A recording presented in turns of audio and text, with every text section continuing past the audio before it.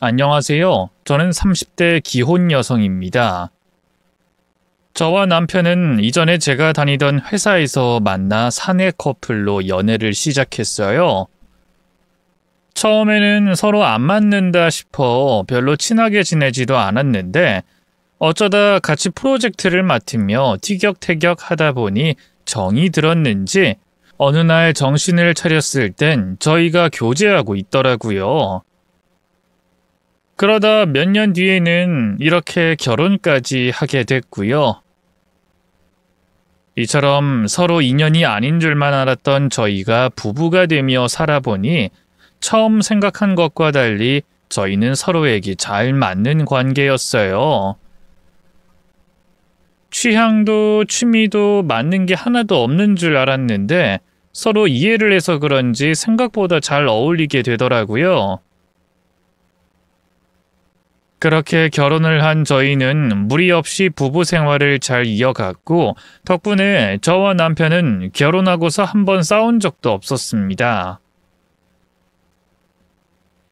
보통은 결혼 준비하는 과정에서부터 잡음이 들리고 파혼 얘기까지 오간다고 하던데 저희들은 신기하게도 그런 일이 전혀 없었어요. 조금 마음에 들지 않아도 상대를 존중하고 이해하다 보니 싸울 일이 없는 것 같더라고요. 그래서 저는 제 결혼 생활이 아주 탄탄대로일 거라 생각했습니다. 그때는 저도 결혼한 지 얼마 안 된 초보 세대기라 그런지 결혼이라는 게 부부관계에 일만 문제 없으면 만사 오케이인 줄 알았던 거죠. 하지만 막상 결혼을 해보고 나니까 왜 사람들이 결혼이 부부만의 일이 아니라고 하는지 알겠더라고요. 부부 사이만 신경 쓰면 참 좋겠지만 결혼을 하고 서로 가족이 된 이상 서로의 부모님까지 챙기며 신경 써야 할 일이 한두 가지가 아니었습니다. 그중 저는 유독 시아버지와의 관계가 껄끄러웠어요. 이유는 모르겠지만 처음부터 시아버지가 절 별로 좋아하지 않으시는 것 같았거든요. 대놓고 결혼 반대를 하시거나 제가 마음에 안 든다고 통보를 하셨던 건 아니지만 지내다 보면 저 사람이 나를 안 좋아하는구나 하고 묘하게 느껴지는 게 있잖아요. 보통 시댁 문제는 고부관계에서 출발하는 경우가 대부분일 텐데 제 경우에는 시어머니가 아니라 시아버지가 문제였습니다. 지금 생각해도 왜 때문인지는 잘 모르겠어요. 그냥 처음 인사드리러 갔을 때부터 시아버지가 저를 탐탁지 않게 보셨던 것만 알겠으니까요. 둔한 남편은 잘 모르겠다고 했지만 결혼 인사드리러 간 자리에서 예비 며느리를 두고 아들의 옛날 여자친구 얘기를 꺼내는 게 할 만한 대화도 아니고 흔한 일은 아니잖아요. 근데 그 흔하지 않은 일은 저희 시아버지께서 하신 겁니다. 저를 두고 남편이 전 여자친구와 결혼할 줄 알았다고 얘기를 꺼내시는데 저는 그 이야기 속 아버님의 속내를 단번에 알아차렸죠. 나는 지훈이 네가 그때 그 아가씨랑 결혼할 줄 알았더니 그때 그 아가씨랑은 완전히 끝난 거냐? 아버지, 걔랑은 헤어진 지가 언젠데요. 왜 갑자기 그런 말씀을 하세요? 아니 나는 그냥 그때 그 아가씨 봤던 게 기억나서 말이야. 네가 결혼한다 그러길래 난 당연히 그 아가씨인 줄 알았잖니. 둘이 꽤 오래 사귀었던 것 같은데 아니냐? 이미 오래전 일이에요, 아버지. 예지랑 저랑 회사에서 만나서 연애한 게 벌써 2년이 됐고요. 그러냐? 아이고, 난 몰랐지. 이거 괜히 내가 불편한 얘기를 한 거냐? 난 그냥 아쉬워서 한 말이야, 아쉬워서.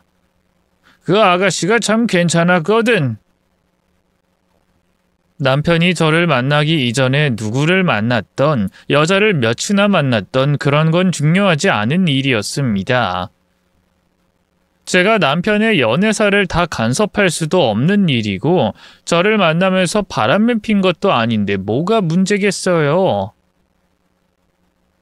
저 역시 남편이 첫사랑도 아니고 그런 건 다 이해해 줄 만한 일이었죠. 하지만 첫 만남 자리에서 시부모님이 그런 얘기를 꺼내신다는 건 이해되지 않는 일이었습니다. 남편도 민망한지 아버지를 말리려 했지만 아버님은 끝까지 제 앞에서 그 아가씨가 참하고 착했다며 그렇게 칭찬을 하시면서 두 사람이 결혼할 줄 알았다는 말씀을 하시더라고요. 그 말을 들으며 괜히 듣던 제가 민망하고 난감하더라고요. 뭐 제가 가서 그 아가씨를 데려오기라도 해야 하는 건지 말이에요. 제가 남편의 전 여자친구를 본 적이 없으니 비교할 수는 없지만 아마 그 아가씨가 대단히 예쁘고 착했구나 싶었습니다. 얼마나 자주 만나고 잘했길래 아버님이 두 사람이 당연히 결혼할 줄 알았다고 착각을 하실까 싶었죠. 그래도 과거 일이니까 내가 이해해야지 어쩌겠냐 하며 넘어가려고 했는데 정작 남편의 말은 좀 다르더라고요. 그 여자랑 만난 건 1년밖에 되지 않았고 시부모님께 정식으로 소개한 것도 아니고 어쩌다 한 번 본 게 다였다는 거였어요. 둘이 되게 애틋한 사이였나 봐? 여태 결혼 생각 없었다더니 나한테 거짓말이라도 한 거야? 에이, 그런 거 아니야 정말. 나 거짓말 못하는 거 예지 너도 알잖아. 에이, 결혼이라니. 전 여자친구는 1년밖에 안 만났고 둘 다 바빠서 한 달에 2-3번 본 게 다였는데 결혼까지 갈 일이 뭐가 있어. 그리고 아버지도 그 사람 한 번 지나가듯 보신 게 전부야. 인사드리려고 만난 것도 아니고 정말 우연히 길에서 걷다가 마주쳤거든. 근데 왜 자꾸 그 아가씨가 아쉽다고 그러시는 거야? 그러니까 말이야. 그때 한 번 만나고 그 뒤로 볼 일도 없었는데 갑자기 왜 그런 말씀을 하시는지 나도 모르겠어. 그제서야 저는 시아버지가 그냥 내가 못마땅해서 그러시는구나 생각했습니다. 어른을 나쁘게 생각할 수는 없으니 다른 이유가 있으셨을 거라고 생각해보려 했지만 아무리 생각해봐도 그것 말고는 답이 없더라고요. 그렇지 않고서야 겨우 한 번 만난 아들의 전 여자친구 칭찬을 왜 그렇게 하시겠어요? 하지만 아버님이 대체 제 어디가 마음에 안 드신 건지 뭐가 못마땅하신 건지는 알 수가 없었습니다. 분명 제가 싫으시다는 게 느껴지는데 그렇다고 해서 저희 결혼을 반대하지는 않으셨거든요. 하긴 시아버지가 저희 결혼을 반대하실 만한 입장은 아니었지만요. 사실은 시아버지가 남편의 친아버지가 아니었거든요. 저희 시부모님은 늦은 나이에 재혼한 재혼 가정이었습니다. 원래 남편의 친부인 아버님께서 오래전에 지병으로 돌아가시고 그 후 긴 세월을 시어머니 혼자 아들을 키워오며 고생하시다가 남편이 고등학생 무렵 두 분이 만나기 시작하셨던 거였어요. 다행히도 일찍 철들어 자신의 어머니의 고생을 알고 있던 남편은 시어머니의 연애를 존중했고 그러다 두 분이 몇 년 뒤에 결혼까지 하시며 정식으로 재혼 가정이 됐던 거죠. 그렇게 새아버지가 생긴 남편은 새아버지를 곧잘 따르며 한 가족으로서 잘 지냈다고 했습니다. 그런데 갑자기 제가 나타나며 왜 그러시는 건지 전 도통 이해할 수 없었죠. 어쨌든 시아버지가 새아버지라는 이유로 남편의 결혼 문제에 대해서는 저희 관계를 반대하지 못하셨고 시어머니 역시 자식의 선택에 왈가왈부하는 분이 아니시라 저희는 별다른 문제 없이 결혼 허락을 받을 수 있었습니다. 하지만 그 후로도 시아버지는 여전히 비슷한 태도로 절 대하시며 그래서 저는 시아버지가 계속 불편할 수밖에 없었어요. 원래 며느리 사랑은 시아버지라고 하던데 전 덕분에 시아버지 사랑은커녕 환대도 받을 수 없어 아쉬웠네요. 그래도 다행히 시어머니와는 별 문제 없이 잘 지낼 수 있을 것 같았습니다. 오히려 시어머니는 쿨한 성격이시라 싫은 게 있으시면 바로바로 말씀해 주시는 편이었고 그마저도 제게 별다른 불만은 없어 보이셨어요. 오히려 저희들이 같은 회사에서 만났었다는 걸 아시고 여자가 밖에서 일하는 게 힘들다며 절 많이 챙겨주시더라고요. 보통 시어머니들처럼 일하는 남편 내조 잘해라가 아니라 맞벌이 하느라 둘 다 바쁘고 힘들 거라며 남편에게 저한테만 집안일 시키지 말고 알아서 잘하고 살림 열심히 하라며 제 편을 들어주시더라고요. 지훈이 너 결혼했다고 마누라한테 기대서 살려고 하지 말고 네가 할 일은 네가 알아서 잘 챙겨서 해야 해. 청소 같은 건 힘쓰는 일이 많으니까 네가 하고 예지 힘들지 않게 주말에 밥도 좀 하고 보통 여자가 살림을 더 잘한다고 생각해서 믿고 맡길 생각하지 말라는 말이야. 엄마 말 무슨 말인지 알지? 아이고 지훈이 제가 무슨 살림을 한다고 그래. 남자들은 그냥 밖에서 돈 잘 벌어다 주면 그만이지. 그리고 새아가가 살림은 알아서 잘 할 것 같은데 뭐가 걱정이에요? 그래도 그건 아니죠. 예지가 집에서 노는 것도 아니고 둘 다 밖에서 일하는데 살림을 여자만 하는 법이 어딨어요? 나는 내 아들이 그러는 꼴 못 봐요. 역시 시어머니는 일찍부터 나가서 일을 하신 분이라 그러신지 여자들 고생하는 것도 알고 제 입장을 많이 생각해 주셨는데 시아버지는 남자라 그러신지 가부장적이시고 구닥다리 같은 생각을 하고 계시더라고요. 어쩌면 그런 면에서 제가 더 시아버지를 못마땅해 했는지도 모르겠네요. 어쨌거나 먼저 저를 싫어하신 건 시아버지셨고 저도 그런 시아버지와 굳이 잘 지낼 생각이 없었던 탓에 저희가 결혼을 한 뒤에도 저와 시아버지는 대면대면하기만 했습니다. 그렇다고 해서 어차피 제가 시아버지를 따로 만날 일도 없고 저도 며느리 놀이만 하면 되니 별 문제는 없었죠. 게다가 원래도 시아버지는 워낙에 공사다망하고 바쁘신 분이셨거든요. 시어머니야 하는 일이 있으시니 워낙 바쁘시다는 걸 알지만 시아버지는 왜 바쁘신지 이해하지 못했습니다. 근데 매번 시댁배로 가려고 약속을 잡으려고 하면 시어머니보다 시아버지 스케줄에 맞춰서 약속을 잡게 되더라고요.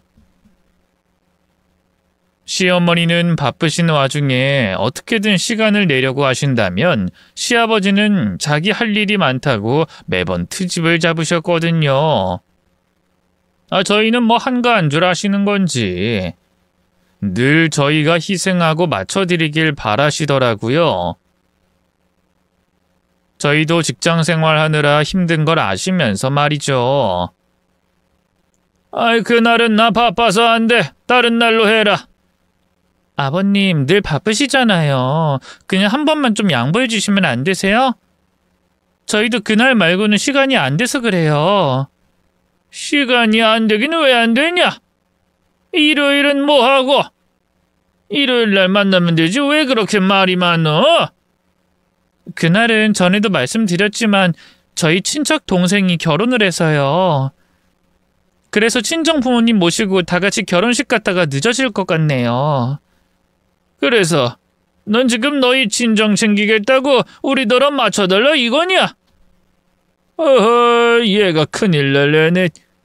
시집 왔으면 출가 외인인데 어디 시댁보다 친정을 챙기고 있어?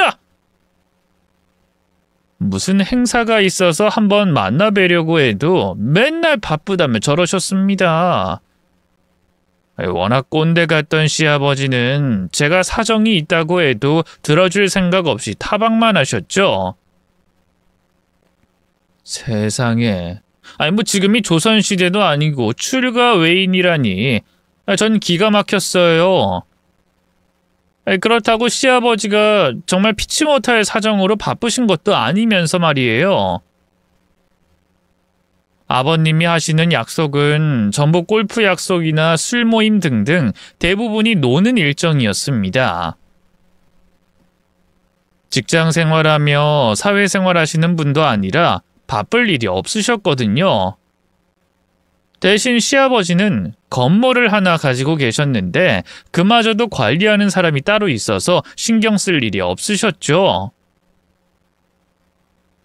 그런데도 바쁜 며느리 생각 한 번을 못 해주시는지 저는 시아버지가 얄미운 적이 한두 번이 아니었어요. 감히 며느리 주제에 시아버지가 얄밉다고 하면 안 되겠지만 처음부터 단추가 잘못 끼워져서 그런 건지 저는 좀처럼 저희 시아버지를 좋아하려야 좋아할 수가 없었습니다.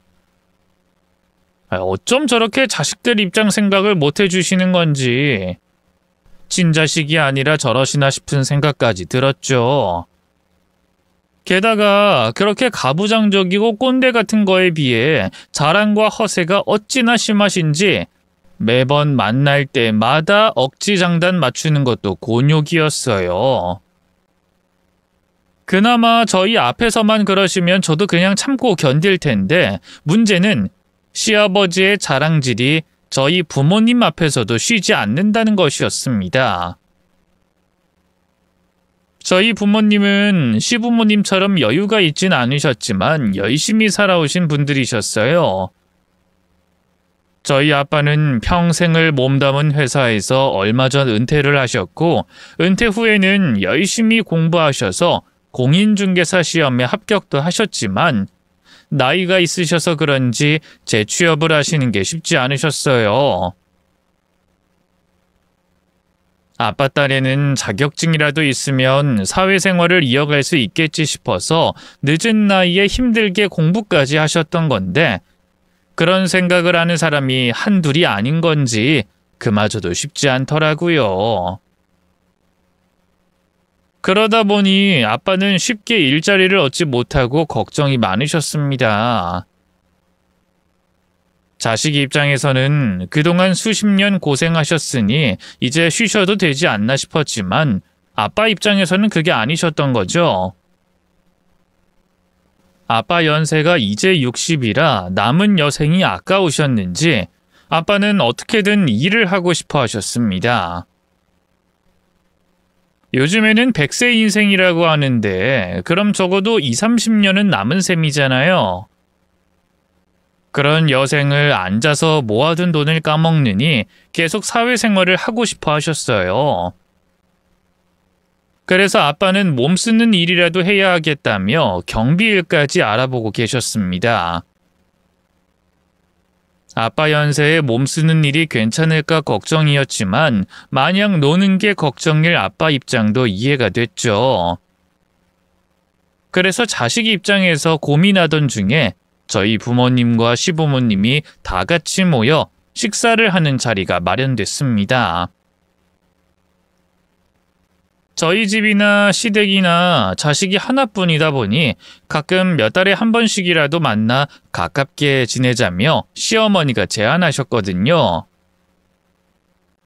그래서 저희가 결혼한 후로 종종 다 같이 식사를 하곤 했었는데 문제는 그때마다 시아버지의 입방정이 멈추지 않는다는 것이었습니다. 결혼 인사를 드리러 갔던 제 앞에서 괜히 남편의 애인 얘기를 꺼내실 정도로 남 생각을 하지 않는 시아버지가 저희 부모님 앞이라고 조심하실 생각이 없으셨거든요. 하고 싶은 말이 있으면 다 해야 직성이 풀리시는 시아버지는 저희 부모님 앞에서도 허세와 자랑이 멈추지 않았습니다. 아, 그러고 보니 사돈께서 이번에 은퇴하셨죠? 어떻게 몇십 년 하던 직장생활 그만두니까 어떠십니까? 집에서 놀고 먹으니까 편하세요? 아닙니다. 오히려 요즘 집에만 있으려니 좀이 쑤시고 답답해서 죽겠네요. 예전엔 좀 쉬고 싶다는 생각도 했지만 이젠 놀고 먹어서 마냥 기분 좋을 나이는 지났죠. 아이고, 이거 뭐 일을 너무 오래 하셔서 그런가 일이 몸에 배셨나 보네. 그래도 사돈이나 우리 나이 때는 좀 쉴 줄들 알고 그래야죠. 일 못해서 안달인 게 뭡니까? 은퇴도 하신 김에 골프도 치러 다니시고 여흥도 즐기시고 좀 그러시죠. 저도 뭐 그러고 싶긴 하지만 전 그래도 계속 일을 하고 싶네요. 요즘 세상에 60 나이가 많은 것도 아니고 아직 한참 살 날을 생각하면 걱정이 되긴 하더군요. 그래서 요즘 일자리를 계속 알아보고 있습니다.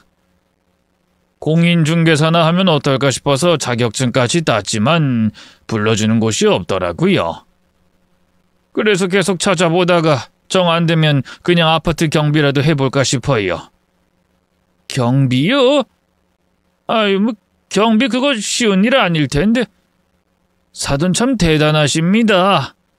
나는 누가 1,000만금을 준다 그래도 그런 일은 못할 것 같은데. 사돈은 굳은 일도 자처하시고 대단하시네요. 굳은 일이라 생각하기보단 그냥 이 나이에 제가 할 수 있는 일이 별로 없어서 말입니다. 젊은 사람들도 일자리 없다고 난리니 뭐 저 같은 늙은이 어디 불러주는 곳이 있겠어요. 아무튼 그래서 참 답답한 요즘입니다.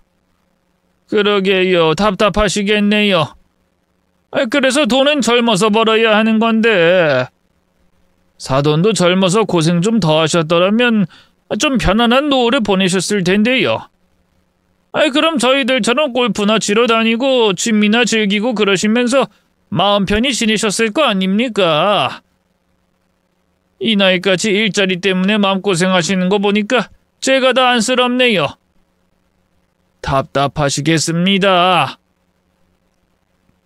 마치 저희 부모님이 젊어서 열심히 살지 않아서 여유가 없는 거라며 말하는 듯한 시아버지의 말씀에 전 기분이 상했습니다. 저희 아빠가 꼭 돈 때문에 일자리를 못 구해서 안달인 줄 아시는 건지 저희 아빠를 답답하게 생각하시는 것 같더라고요. 본인은 그런 말이 아니라고 하셨지만 제가 듣기엔 무시하는 것 같아 보였습니다. 시아버지는 건물주인 덕분에 남들 못 누리는 여유를 누리고 산다고 이 나이에 일자리 알아보시려는 저희 아빠 처지를 불쌍히 여기는 게 무시하는 게 아니고 뭐겠어요. 그런데 그때 시아버지가 저희 아빠에게 제안을 하시더라고요. 아이고, 이거 뭐 사돈이 마음고생 심하시다는데 모른 척할 수도 없고 제가 좀 도와드려야겠네요. 그러지 말고 일자리 구하시는 거면 저랑 같이 일해보시면 어떻겠습니까? 예? 제가 사돈이랑요? 무슨 일을 말씀이신지요? 사돈도 아시겠지만 제가 건물이 하나 있지 않습니까? 안 그래도 제가 이번에 건물 관리 맡기시던 분이 일을 그만두신다고 해서 새 사람을 구해야 했거든요. 그분도 부동산 하시면서 관리해 주시는 분이셨는데 마침 사돈도 공인중개사 자격증이 있다고 하시니 저희 건물 세입자 관리해 주시면 어떨까 해서요. 건물 관리도 해주시고 겸사겸사. 웬일로 시아버지가 저희 부모님 걱정을 하시는지 저는 그런 말을 하는 시아버지가 의아했습니다. 맨날 자기 건물주라고 거들먹거리기나 하더니 무슨 바람이 불었는지 저희 아빠를 생각해주나 싶었죠. 하지만 사실 저희 입장에서는 좀 껄끄러운 제안이었어요. 시아버지가 진짜 호의로 걱정해서 그러시는 건지 모르겠지만 사돈 간에 일을 시키고 맡는다는 게 쉬운 일은 아니잖아요. 여차하면 일 문제로 사돈 간에 틀어질 수도 있는 거고 괜히 껄끄러운 일이 벌어지는 건 아닐까 걱정이었어요. 아빠도 저와 같은 생각이신 건지 처음에는 그 제안을 정중히 거절하시더라고요. 하하하, 아이 사돈께서 제안해 주신 말씀은 참 감사하지만 제가 아직은 그럴 만한 능력이 못 되는 것 같아서 말입니다. 제가 중개 자격증이 있긴 하지만 일해본 적이 없어서 실무 경험도 없고 또 건물 관리 같은 건 해본 적이 없어서요. 제가 잘할 자신이 없네요. 아이고, 이거 사돈이 또 답답한 말씀 하시네.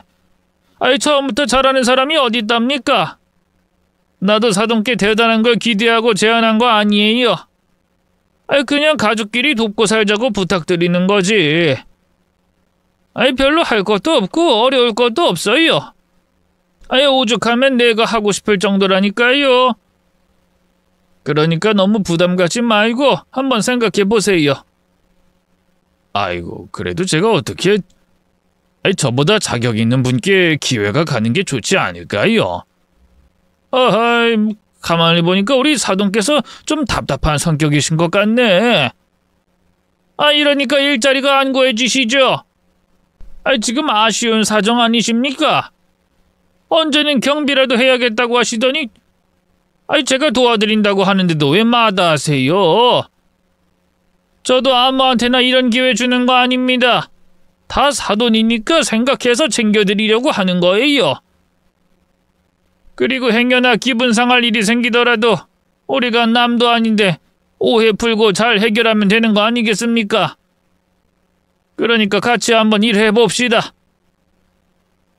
저희 아빠는 괜히 문제가 생겼다가 서로 껄끄러워지고 거기다 중간에 자식들이 끼어 있으니 제 입장을 걱정해서 거리를 두려고 하신 건데 시아버지는 그런 걱정이 없으셔서 그런 건지 계속 같이 일을 하자며 사람을 난감하게 하시더라고요. 그 모습을 지켜보던 시어머니도 한번 해보라고 권유를 하시니 결국 저희 아빠는 끝까지 거절하지 못하신 채 시아버지의 제안을 받아들일 수밖에 없었습니다.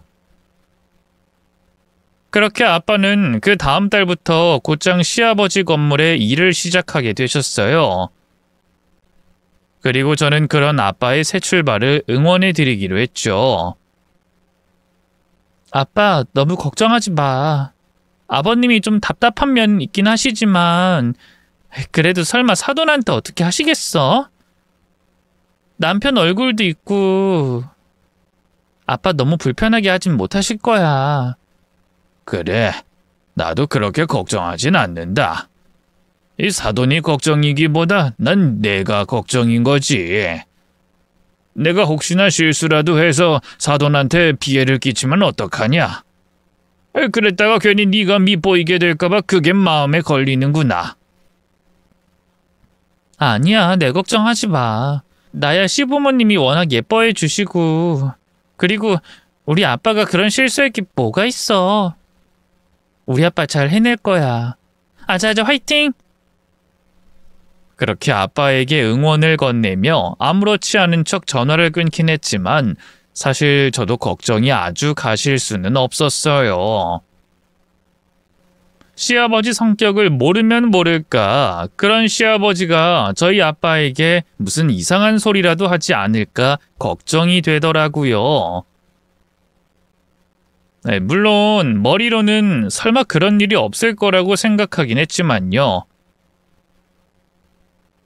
저는 며느리라 그러시겠지만 아빠는 사돈인데 사위 입장인 아들을 생각해서라도 저희 아빠에게 함부로 할 수는 없을 거라 믿었고 남편도 괜찮을 거라 말해줬습니다. 하지만 전 그래도 아빠가 어떤지 계속 신경을 쓸 수밖에 없었어요. 그래서 아빠에게 하시는 일은 어떻냐 종종 물었지만 아빠는 그때마다 괜찮다는 말씀만 하실 뿐 제게 자세한 설명은 해주지 않으셨습니다. 뭐 그거야 아빠 나이대 어른들은 원래 일 얘기를 잘 안 하시고 과묵하시니 그럴 수도 있겠다는 생각은 했지만 전 그래도 자꾸 걱정되더라고요. 그래서 아빠가 일한 지 보름쯤 지났을 무렵 아빠가 일하는 모습을 확인해 보러 시부의 건물을 찾아가게 됐습니다. 원래는 시아버지와 단둘이 만나는 게 싫어서 오라고 그래도 핑계를 대고 가지 않았었는데 아빠가 엮이게 되니 제가 제 발로 시아버지를 찾아가는 일이 생기네요. 그냥 가면 괜히 눈치가 보일까 싶어서 저는 지나가는 길이었다며 시아버지와 아빠에게 드릴 커피와 간식거리를 사들고 갔습니다. 지나가던 길이라 둘러대려고 하니 미리 연락을 하는 것도 이상할 것 같아 몰래 찾아가게 됐죠. 뭐 아빠야 거기가 새 일터니 계속 계실 테고 시아버지는 늘 바쁘신 분이니 아마 안 계실 확률이 크지 않을까 싶더라고요. 뭐 같이 계신다고 하면 인사드리면 되는 거고 안 계시면 아빠랑 단둘이 오붓하게 시간을 보낼 테니 오히려 좋겠다 싶었죠.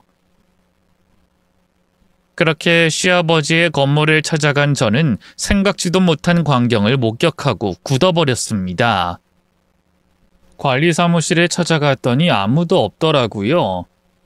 경비 아저씨가 계셨는데 저희 아빠가 일이 있어서 자리를 비우셨다고 했어요. 그래서 그냥 돌아가야 되나 하는데 1층 복도 끝에서 말소리가 들리는 겁니다. 그렇게 복도 공용 화장실 쪽으로 가게 된 저는 그곳에 함께 있는 저희 아빠와 시아버지를 보게 됐습니다. 그리고 시아버지가 저희 아빠에게 뭐라고 하시는지 전부 다 듣게 됐죠. 에헤, 이것 봐라, 이것 봐. 아니, 그렇게 슬렁슬렁해서 변기가 닦이겠냐고. 솔로 대충 하지 말고 손 넣어서 빡빡 닦으라니까요. 아이, 사돈. 돈 벌기 싫어요. 돈 받고 싶으면 빡빡 닦아야죠. 시아버지가 저희 아빠에게 화장실 청소를 시키고 있던 거였어요. 분명 건물 청소하시는 분이 따로 계신다고 들었는데 그런 일을 왜 우리 아빠가 하고 계시는 건지 전 깜짝 놀랄 수밖에 없었습니다.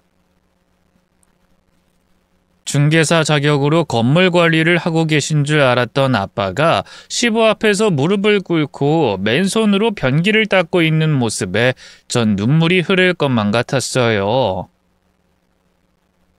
이러려고 우리 아빠한테 선심 쓰듯 취직시켜 주겠다고 그랬던 건지 사돈을 일개 잡부보다 못하게 취급하는 시아버지의 행동에 치가 떨리더라고요. 얼마 뒤 시부가 사라지고 저는 괜히 죄 없는 아빠에게 따져 물었습니다. 아빠, 뭐 하는 거야? 아빠가 왜 여기서 화장실 청소하고 있어? 예지야, 너 언제 왔어? 왜 연락도 없이 왔어? 왜? 내가 못 올 때라도 왔어? 아빠 여태 나한테 이런 거 숨긴다고 제대로 말 안 한 거야? 이러니까 내가 찾아온 거잖아. 아빠가 다 괜찮다고만 하고 말을 안 해주니까. 근데 이게 뭐야? 아빠 시아버지한테 이렇게 당하고 있었던 거야? 언제는 건물 관리 맡긴다고 그러더니 이게 뭐야? 이거 아빠가 해야 하는 거 아니잖아. 아빠가 청소부야 뭐야? 아니야, 예지야. 오해하지 마. 사돈이 일부러 그러시는 게 아니라 원래 해야 하는 일이야. 그게 무슨 소리야? 그럼 아빠가 건물 청소부로 취직했다는 거야? 아빠 건물 관리인으로 일하기로 약속된 거 아니었어? 그건 맞는데 청소도 원래 관리인이 하던 일이라잖아. 나도 이런 일인 줄은 몰랐지만 해야 하는 일이라고 하니 해야지 뭐 어쩌겠니. 별거 아니니까 신경 쓰지 마라, 예지야. 다른 사람 일도 아니고 우리 아빠 일인데 내가 어떻게 신경을 안 써? 아니, 중개인 자격증까지 있는 사람이 왜 청소 일을 해? 그것도 사돈 밑에서. 이럴 줄 알았으면 내가 말렸을 거야. 됐어, 아빠. 이제 그만해. 차라리 남의 아파트 경비 일을 하지 이런 거 하지 마. 사돈에게 무시당하는 아빠의 모습에 화가 났던 저는 아빠에게 괜한 화풀이를 하고 말았습니다. 제가 따져야 할 사람은 아빠가 아니라 시아버지라는 걸 알고 있으면서도 그 갑질을 묵묵히 참고 견딘 아빠에게 화가 나서 참을 수가 없더라고요. 평생을 열심히 성실히 살아오셨던 우리 아빠가 그렇게 무시당할 사람이 아닌데 대체 시부가 뭐라고 우리 아빠를 무시하나 너무너무 열받고 서러웠어요. 그래서 저는 그런 일 절대로 하지 말라고 당장이라도 아빠를 관두게 하려 했지만 아빠는 오히려 그런 저를 달래며 계속 일을 하겠다고 하셨습니다. 아니야, 예지야. 아빠는 정말 괜찮어. 원래 사회생활이라는 게 다 그런 거 아니겠니? 이런 일로 속상하고 자존심 상할 거였으면 이 나이에 일할 생각도 안 했을 거다. 물론 나도 사돈이 이렇게까지 하실 줄은 몰랐지만 그래도 지금은 우리가 사돈 관계가 아니라 고용주와 고용인 입장 아니냐. 고용주 입장에서 고용인 부린다는 게 범죄는 아니지. 고용인 입장에서는 돈 받으면 받는 만큼 열심히 일해야 하고 말이야. 그래도 우선 일을 시작했으니까 한 달은 해봐야지 않겠니? 아빤 정말 괜찮아. 그러니까 예지 너도 속상해하지 말고 행여나 최서방한테도 별소리 하지 마라. 아빠가 다른 건 다 참아도 나 때문에 니들 틀어지는 거 그건 정말 못 참겠으니까. 결국 저는 아빠의 고집을 말리지 못했고 아빠는 여전히 시부 밑에서 일을 하게 됐습니다. 그러는 동안 저는 아빠가 또 시부에게 무슨 무시를 당할까 하루하루 피가 말라가는 듯 했죠. 그렇다고 제가 나서는 것도 아빠에게 도움이 될 것 같진 않았습니다. 어른들 일에 딸인 제가 나서는 게 아빠를 더 자존심 상하게 하는 것 같았고 무엇보다 아빠가 사위 앞에서 면이 안 선다며 소란을 피우길 원하지 않으셨거든요. 그래서 저는 우선은 아빠를 믿고 기다려보기로 했어요. 아빠 말처럼 청소도 관리인이 해야 하는 일이라면 저도 할 말이 없었으니까요. 그렇게 한 달을 기다렸고 아빠는 드디어 첫 월급을 받게 되셨습니다. 매번 돈돈거리는 시부가 돈 받고 싶으면 잘하라며 그렇게 부려먹었으니 얼마나 잘 챙겨줬을까 저도 궁금하더라고요. 처음에 그 일을 시작할 때 아빠가 계약서를 쓰거나 하지 않았거든요. 사돈지간에 너무 돈 얘기하는 것도 그렇고 어련히 알아서 잘 챙겨주실까 싶어서 했던 거죠. 그래서 저는 아빠가 얼마를 받으셨나 궁금하기도 하고 한 달간 견디신 걸 위로하고 축하할 겸 또다시 아빠를 찾아가게 됐습니다. 그런데 월급을 받고 좋아하셔야 할 아빠의 표정이 너무나 어두우시더라고요. 아빠, 오늘 월급날이지? 축하해. 그동안 고생 많았어. 오늘 우리 같이 맛있는 거 먹으러 갈까? 아빠가 사줄 거지? 그래서 얼마나 받았어? 그게 말이다. 이걸 뭐라 말해야 할지. 봉투를 손에 쥐고 쉽게 말을 잇지 못하는 아버지를 보며 궁금했던 저는 아빠가 받으신 월급 봉투를 빼서 안을 들여다봤습니다. 그리고 봉투 안에 들어있는 액수에 할 말을 잃고 말았죠. 시부가 저희 아빠에게 선심 쓰듯 챙겨준 돈이 겨우 60만 원 남짓이었던 겁니다. 저희 아빠는 주 5일, 하루 10시간을 일하셨는데 말이죠. 시급으로만 계산해도 그 3배는 넘어야 할 월급이 왜 그것밖에 되지 않는지 전 이해가 되지 않았습니다. 아빠가 월급에 의문을 품고 물어봤지만 시부는 그 돈이 맞다고 했답니다. 일한 만큼 돈을 준 거라고 말이죠. 그리고 저는 그 순간 시부의 인생을 박살낼 복수를 계획하게 됐어요. 더 이상 이런 사람을 시아버지라고 모실 마음도 없었고 더 이상은 시부의 기고만장한 만행을 참아줄 수가 없었습니다. 하지만 어떻게 복수를 할 수 있을까 그게 제일 고민이겠죠. 저 역시도 어떻게 해야 하나 걱정이었어요. 무슨 트집을 잡아 시부를 끌어내릴 수 있을까 싶었거든요. 하지만 저는 길게 고민을 할 필요가 없었습니다. 제가 애써 노력하지 않아도 시부가 워낙 흠이 많은 사람이라서 말이죠. 아빠, 이제 거기서 절대로 일하지 마. 진짜 해도 너무하지. 어떻게 이럴 수가 있어? 그래. 나도 사돈이 이렇게까지 나오실 줄은 몰랐는데 아무래도 내가 사람을 잘못 봤던 모양이다. 사람이 참 안 될 사람이야. 내가 끝까지 제대로 말렸어야 하는 건데 다 내 잘못이야, 아빠. 아빠가 이런 일 겪게 해서 정말 미안해. 아니야, 네가 무슨 잘못이 있겠니? 너나 최서방이나 잘못한 거 아무것도 없어. 그냥 사돈이 문제가 많으신 거지. 근데 예지야, 내가 이런 말 해도 될까 모르겠지만 말이 나와서 말인데 아무래도 사돈이 좀 이상한 게 있는데 말이야. 이상한 점? 이상한 거 뭐?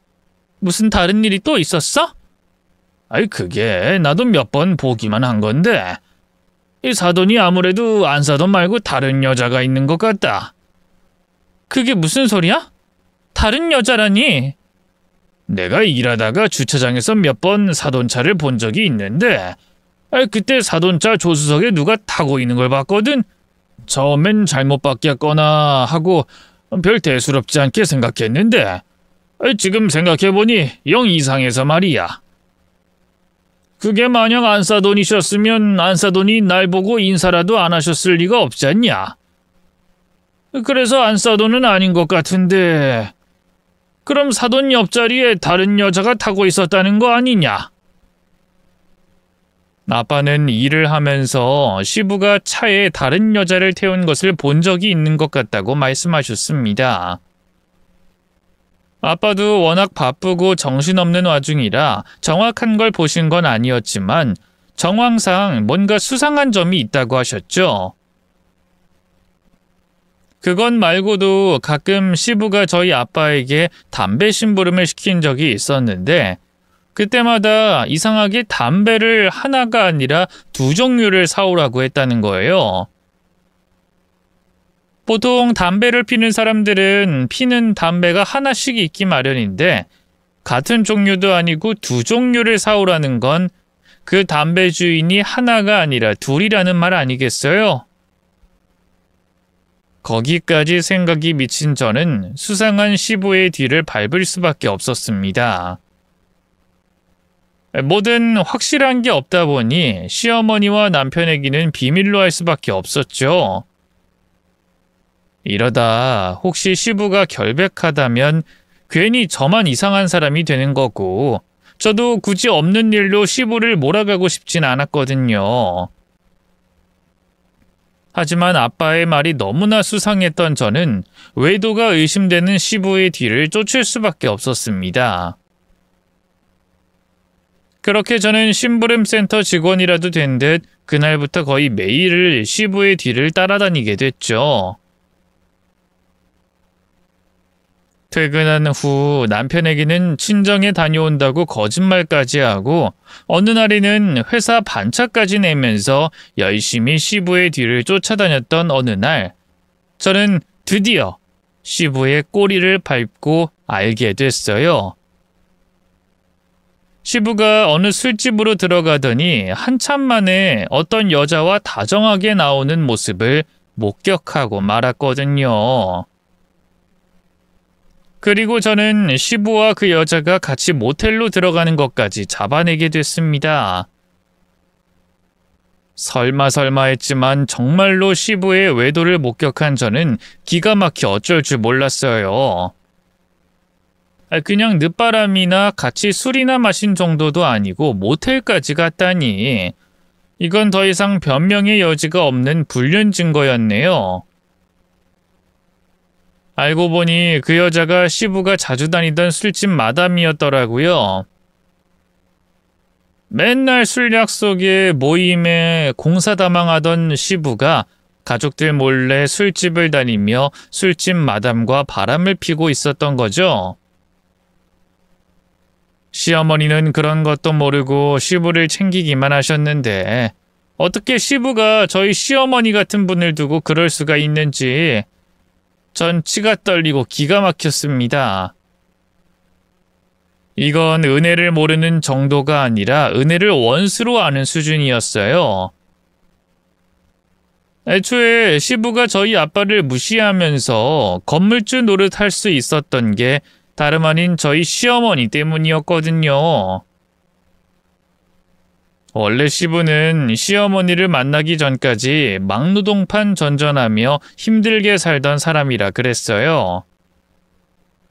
젊은 시절에는 사업도 하고 이것저것 많이 하고 잘 나갔다고는 하는데 그것도 시부가 하는 말이라 증명할 길이 없으니 별로 믿어지진 않았죠. 아무튼 시부는 그전까지 돈도 별로 없고 빚을 지는 바람에 전처에게 이혼당해 처자식과 연 끊고 혼자 지내던 사람이었는데 그러다 어떻게 저희 시어머니를 알게 된 겁니다. 저희 시어머니는 별 볼 일 없는 시부와 달리 그 당시에 이미 건물 여러 채를 갖고 계신 건물주셨고요. 물론 저희 시어머니도 처음부터 그렇게 부자였던 건 아니셨어요. 처음 남편 아버님과 결혼해서 가정을 꾸릴 때만 해도 남의 월세집에서 신혼살림을 꾸리며 월세 걱정하던 신세였고 그러다 남편의 친아버님이 일찍이 돌아가신 뒤로는 홀로 자식을 키우며 갖은 고생을 하셔야 했죠. 여자 몸으로 혼자 자식을 키우려다 보니 안 해본 일이 없고 모르는 고생이 없으실 정도라고 하시는 시어머니께서는 하루도 쉬어본 적 없이 열심히 사셨고 그렇게 밑바닥에서부터 시작하여 혼자 힘으로 지금의 자리까지 올라오셨던 겁니다. 안 입고 안 먹고 알뜰살뜰 모은 돈으로 투자를 시작하셨던 시어머니는 작은 상가 건물을 시작으로 부동산 투자업을 배우시면서 수십 년간 집을 사고 팔며 지금의 재력을 갖게 되셨죠. 그리고 시어머니가 투자로 성공을 거두며 드디어 인생이 필 쯤 시아버지가 시어머니 건물 중 한 곳의 세입자로 시어머니와 연이 닿게 됐던 겁니다. 그렇게 두 분이 결혼까지 하시면서 몇 년 뒤 시어머니는 시부 앞으로 상가 건물 한 채를 넘겨주셨죠. 시어머니는 시부가 결혼을 해서도 막노동을 다니며 여기저기 다치고 다니는 게 마음에 걸리셨다고 하시더라고요. 자신이 능력이 없는 것도 아니고 자신 앞으로 건물도 많으니까 남편 기도 살려주고 고생도 안 시킬 겸 그렇게 하셨던 거죠. 그렇게 시부는 하루아침에 아내 덕분에 건물주가 됐고 그 후로 시부의 인생도 180도 달라지게 됐던 겁니다. 매일 막노동판 전전하며 밥 굶을 걱정하던 인간이 이제는 매끼 무슨 비싼 음식을 먹을까 그 고민을 하게 된 거죠. 전부 다 시어머니 노력으로 이룬 부였고 아무런 노력도 없이 건물주가 됐음에도 시부는 겸손할 줄은 몰랐던 거예요. 그리고는 자기가 처음부터 대단한 건물주라도 된 것 마냥 사람들에게 자랑하고 떠벌리고 다녔던 거죠. 그렇게 다달이 나오는 상가 수익 덕분에 돈 걱정할 일이 없어져서 그런 건지 매일같이 골프 치고 술 마시고 팔자 좋게 살던 시부가 기어이 시어머니를 두고 바람까지 피운 겁니다. 대체 언제부터인진 모르겠지만 그동안 시부는 가족들을 철저히 속이고 있던 거였어요. 저희 시어머니는 그런 사실을 까맣게 모르실 텐데 말이죠. 그렇게 시부의 추악한 비밀을 알게 된 저는 이 일을 시어머니에게 어떻게 전해야 하나 고민이 많아졌습니다. 제가 자식이라면 고민할 필요도 없을 텐데 하필 며느리인 제가 이 일을 제일 먼저 알게 돼서 난감하더라고요. 어떻게 알게 됐냐고 물으시면 뭐라고 해야 할지. 솔직하게 말하자면 시부와 저희 아버지 사이에 있었던 일까지 다 말해야 하는데 그럼 어머님이 괜히 내가 복수심에 시부를 음해한다고 생각하시는 건 아닐지 여러 가지로 복잡한 생각이 들었어요. 아무래도 이게 보통 일도 아니고 부부 사이에 가장 치명적인 외도 문제였으니 말입니다. 그래서 무척 고민이 됐지만 그래도 저는 어머니를 믿고 있는 그대로 사실만을 말하기로 했어요. 괜히 꾀를 부려 거짓말을 하거나 없는 일을 지어내기보다는 솔직담백하게 말하기로 했죠. 그렇게 저는 남편 없이 혼자 시어머니를 따로 찾아가게 됐고 혼자 찾아온 저를 보며 의아해하시는 어머니에게 제가 알고 있는 사실을 전달했습니다. 시아버지와 저희 아빠 사이에 있었던 분란부터 그 일을 시작으로 제가 시부의 뒤를 쫓은 것과 그러다 제가 시부의 외도를 목격한 것까지 전부 말이죠. 그러자 어머니는 생각보다 담담하게 상황을 받아들이시더라고요. 그래, 그랬구나.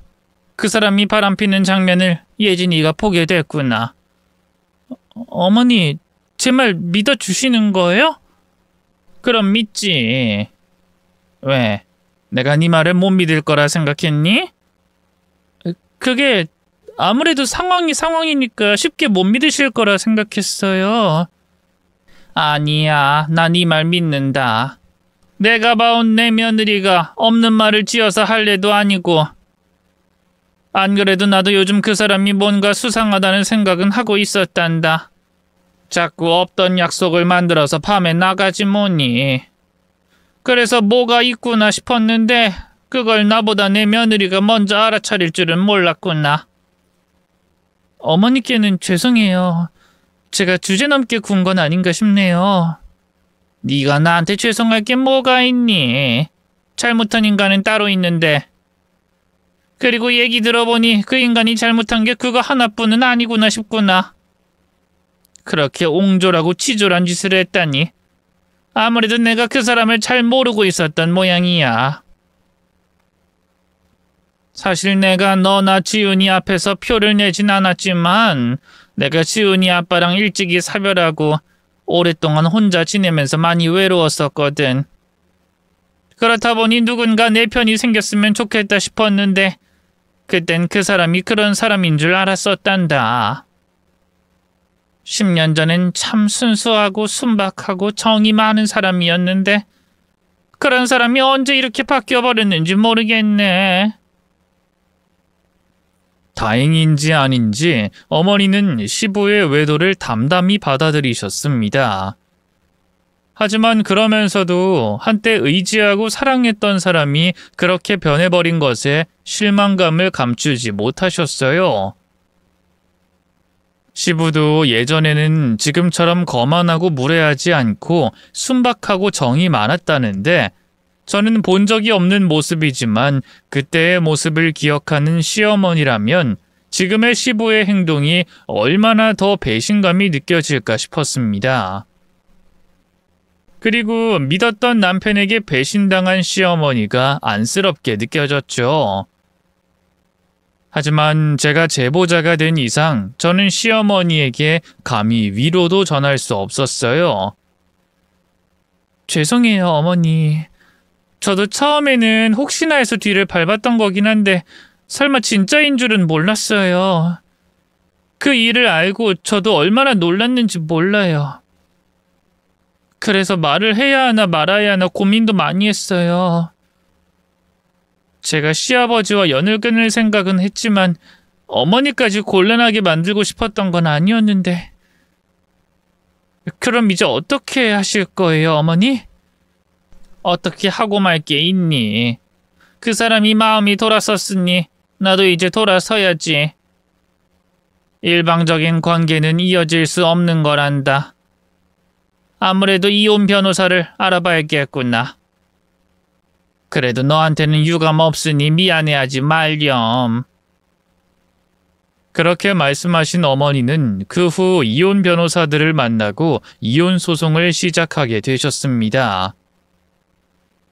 갑작스러운 시어머니의 이혼 통보에 아무것도 모르고 있던 시부는 당황스러워했어요. 처음에는 자기가 무슨 바람을 피웠냐며 아니라고 딱 잡아떼다가 시어머니가 그 술집 마담을 불러와서 삼자대면을 시키자 그제서야 꿀먹은 벙어리가 되어 아무 말 못하고 얌전해지더라고요. 그럼 자기 비밀이 평생 숨겨질 줄 알았던 건지 허술하기 짝이 없고 뻔뻔한 시부의 행동이 어이없었습니다. 그렇게 결국 시어머니는 시부와 이혼을 하게 되셨어요. 물론 시부도 가만히 당하고만 있진 않았죠. 처음에는 바람핀 적 없다고 딱 잡아떼더니 그 다음에는 절대로 이혼하지 못한다며 끈질기게 시어머니를 붙잡더라고요. 어떻게든 그 집에 버티고 있어야 자기 여생이 편할 거라는 걸 시부도 알고 있었던 거죠. 그래서 동정에 호소하고 같이 산 정에 울부짖으며 시어머니의 마음을 돌리려 했지만 한 번 아니면 아닌 시어머니 성격에 그런 헛소리를 받아주실 일이 없었습니다. 그러자 시부는 맨몸으로는 절대 못 나간다며 어머니에게 재산 절반에 해당하는 분할을 요청했습니다. 10년 넘게 같이 살았으니 자기도 재산에 기여도가 있다는 거죠. 하지만 그마저도 시부의 뜻대로 되진 않았습니다. 애초에 시부가 시어머니 재산 증식에 기여를 한 게 아무것도 없었으니까요. 10년간 생활비 한번 갖다 준 적 없고 시어머니 건물 덕에 호화롭게 살았으니 법원에서는 그걸로 이미 시어머니가 도리를 다 하셨던 걸로 본 거예요. 덕분에 시어머니는 시부와 재산 분할할 것 없이 갈라설 수 있었고 시부는 시어머니가 줬던 건물을 다시 뺏긴 건 당연하고 그동안 시어머니 덕분에 누리던 모든 것을 내려놓고 다시 예전처럼 빈털터리 모습으로 집을 나가야 했습니다. 그런 시부의 마지막 모습은 제가 본 시부의 모습 중 가장 초라하고 볼품없었죠. 그러게 결국 이렇게 될 것을 자신의 행동이 어떤 결과가 되어 돌아올지 생각하지 못한 시부가 어리석게 느껴졌습니다. 시부모님이 이혼을 하신 후 다행히 시어머니는 생각보다 괜찮아 보이셨어요. 괜히 여장부가 아니신 건지 시어머니는 오히려 묵은 짐을 떼내어 개운하다는 표정이셨고 그 모습에 저와 남편도 안심을 할 수 있었습니다. 물론 혹시나 외로우실 어머니를 걱정해서 매주 저희 부부가 찾아뵙고 신경을 더 쓸 수밖에 없었지만요. 그렇게 일이 다 끝난 줄 알았는데 얼마 뒤 시어머니가 저를 불러 따로 고맙다는 말씀을 하시더라고요. 내가 너한테 제대로 고맙다는 인사를 못했던 것 같아서 말이야. 그때는 나도 불미스러운 일 때문에 며느리 볼낯이 없고 경황이 없었는데 너한텐 참 고맙구나. 하마터면 나 혼자 아무것도 모르고 바보가 될 뻔했는데 내 면을 살려줬어 네가. 고맙다. 아니에요 어머님. 제가 뭘 한 게 있다고요. 그러시지 마세요. 아니야. 네 입장에선 그런 말하는 것도 껄끄러웠을 텐데 용기 내준 거잖니. 그리고 사돈께도 감사하다고 전해드리렴. 아, 그래서 말인데 내가 사돈께 부탁할 게 있단다. 그리고 어머님은 저희 아빠에게 시부가 갖고 있던 건물의 관리를 부탁하셨습니다. 전에 시부가 그랬던 것처럼 말로만 관리인이라 하며 부려먹는 게 아니라 정당하게 월급을 주고 전적으로 관리를 맡겨주신 거죠. 그렇게 덕분에 백수였던 아빠는 다시 새 일자리를 얻게 됐고 예전보다 훨씬 많은 월급을 받으시며 활력을 느끼고 계시는 듯합니다. 덕분에 저희 부부 사이에도 아무 문제 없이 저희 가족은 다시 평화를 찾게 됐네요.